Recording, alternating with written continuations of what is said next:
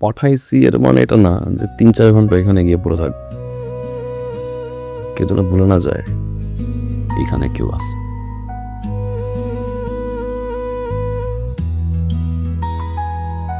কারো যদি দরকার পড়ে সে যাতে এসে নিয়ে যায়, আমার তো ঠেকা পড়ে নাই।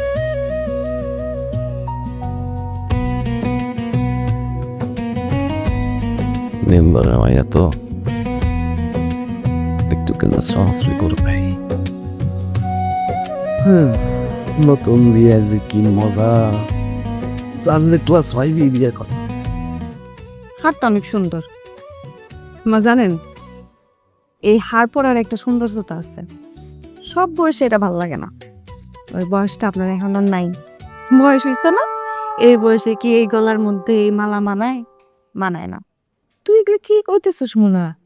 আমি তো ভাবছিলাম তুই কবি আমার রাজরানীর মতো লাগতেছে। আপনার কি ওই বয়সে আছে নাকি মা?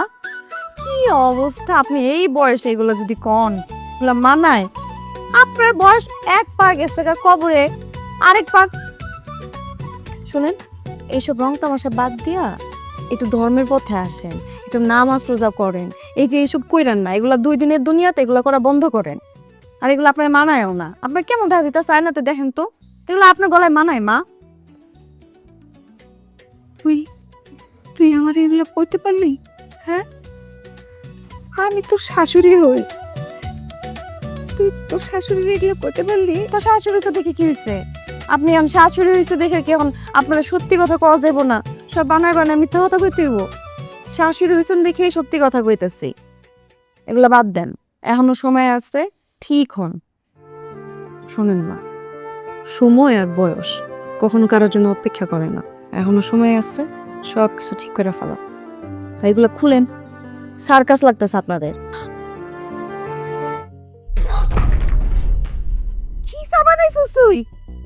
ড্রেনের পানি না হচ্ছে লিকার, না হচ্ছে চিনি, এটা আমার সামনে কেমনে আনলি তুই? আম্মা, আপনি যেরকম চা খান সেরকম করেই তো বানাইছি। আবার মুখ মুখে তক্ক করস না? সেরকমই চা বানাই নিয়েছি, তুই তো ড্রেনের পানি নিয়ে আইছস।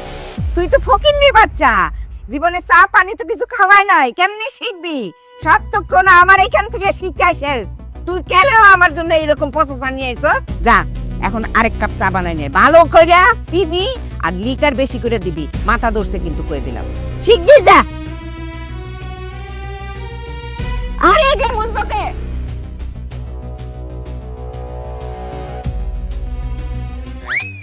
কি গেছে?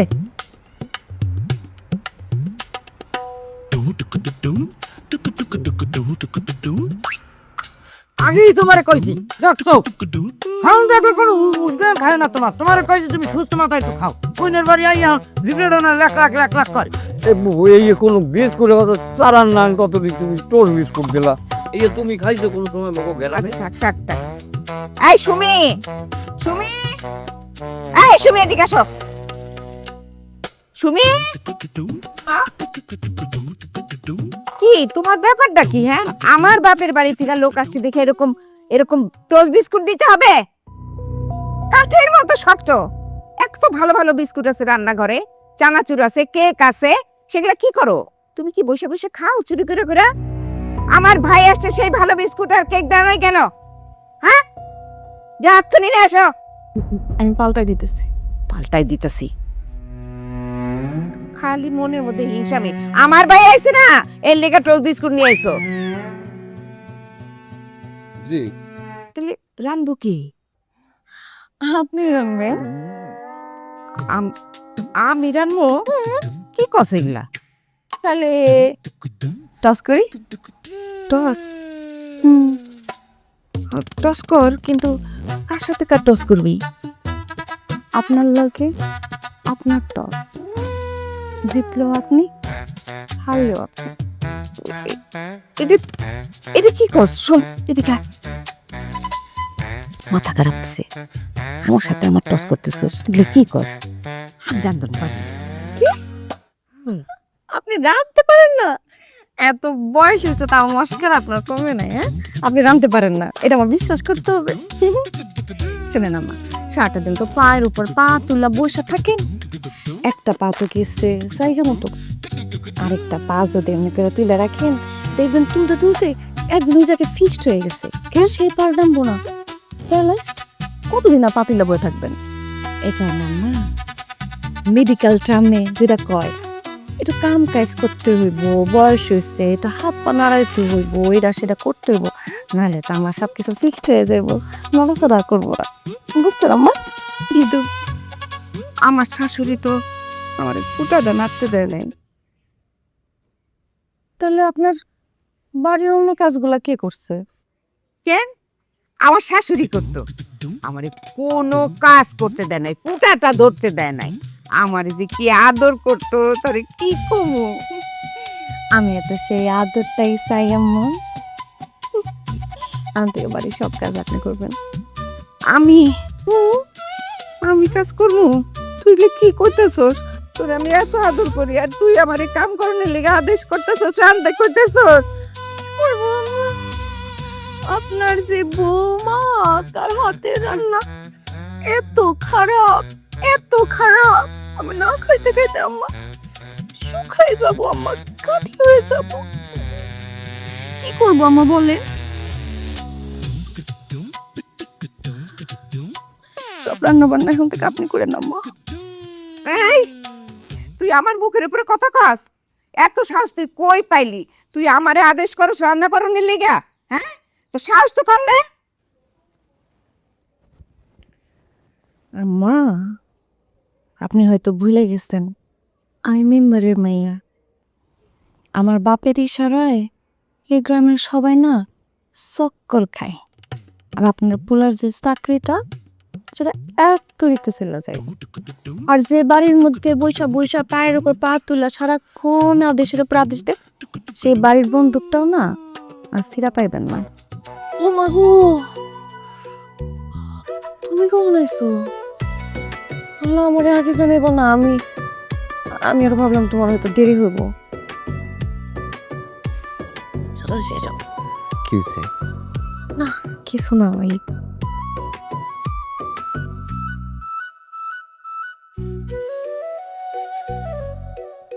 টাকা আমার দিকে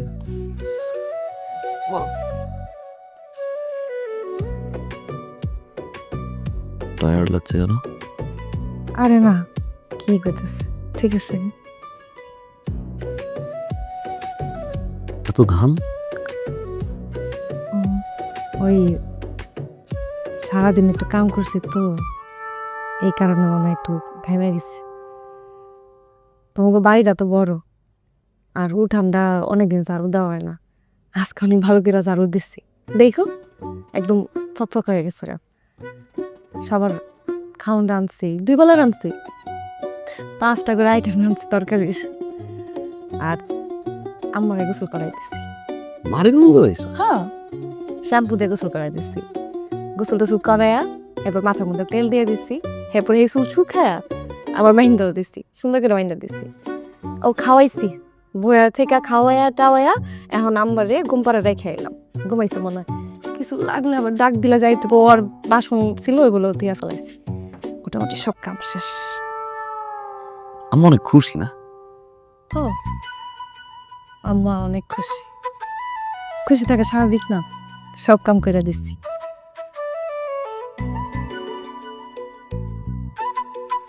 তোমার অনেক কষ্ট হইতেছে না?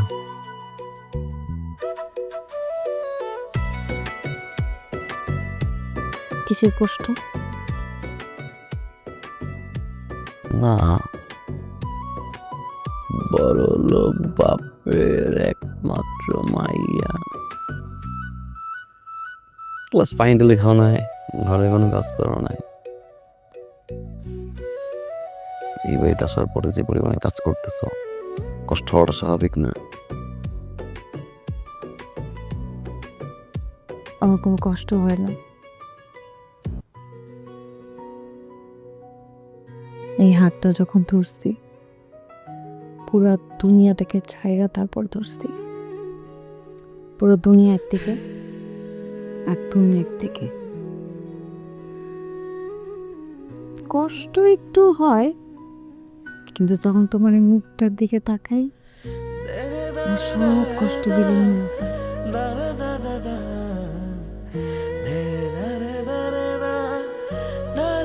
জিনিস পড়াইছিলাম একের, সেটা অনেক ভালো আছে না? শুধু তোমার ভালোবাসি না,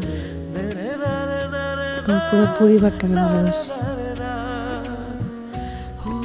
এই হাতটা তুমি আর সব কিছু সাইরা দিয়া ধরছি।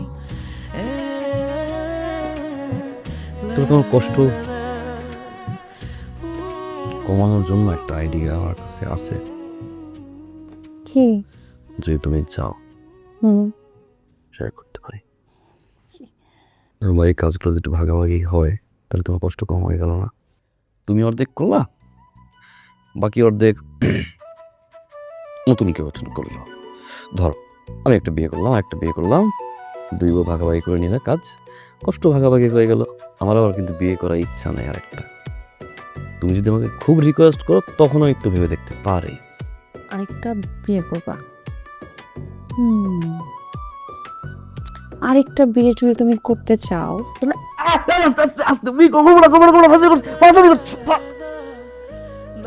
করবা বিয়ে? একটা মায়ের ফুল আমি না, বড় বড় ভাই একটা করে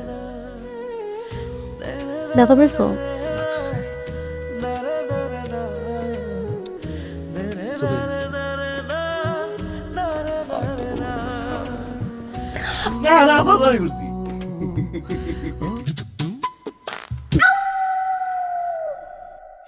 ফিরুল্লাহ, এটা কি খেলাম আমি? এটা কি চা বানাইছেন? এটা কি চা না শরবত?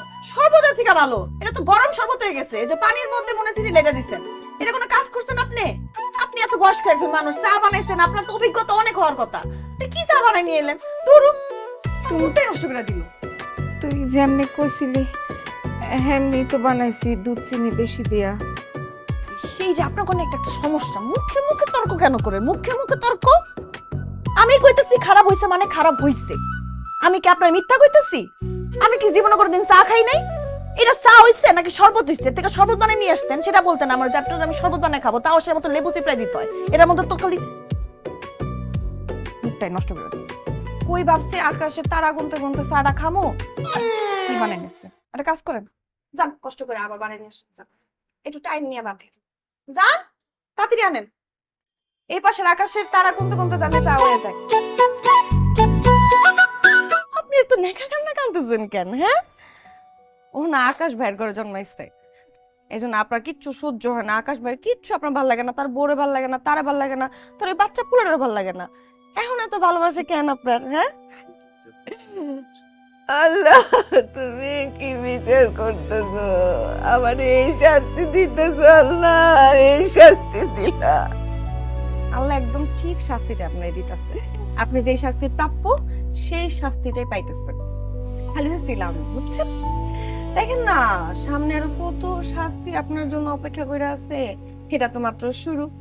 বাস একটা পোলার লেগে আপনার ভালোবাসা এখন উতলে উতলে পড়ে। হ্যাঁ, জীবনে একটা চকলেট পর্যন্ত পোলারে খাওয়াই দেন নাই, এখন আইছে মায়া কান্না করতে। শুনেন, এসব মায়া কান্না করে আমার পেট ভরবো না। বেলা করে যেতেছে, আপনি একটু রান দেন না। আর আজকে ফুলকপি চচ্চড়ি করবেন মাছ দিয়া।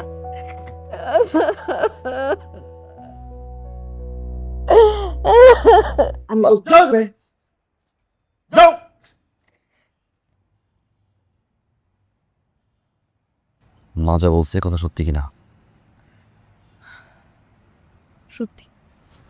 এই সাজল, কত বড় সাহস তোর, হ্যাঁ? আমার বাড়িতে আমার মা দিয়ে কাজ করাস। রয়েছে রাইট, রয়েছে। এই সাজল, একটা কথা বলবো না, খবরদার খবরদার খবরদার। এখন যা, ব্যাগ দিয়ে বেরো যাও।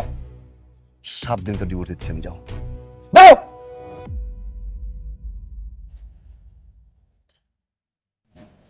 ভাবে আপনি থামবেন। আমি এই বাড়ি ছেড়ে চলে যেতেছি।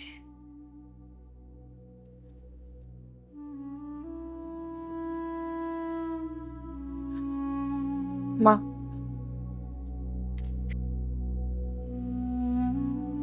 আমার আপনি মাফ করে দিন।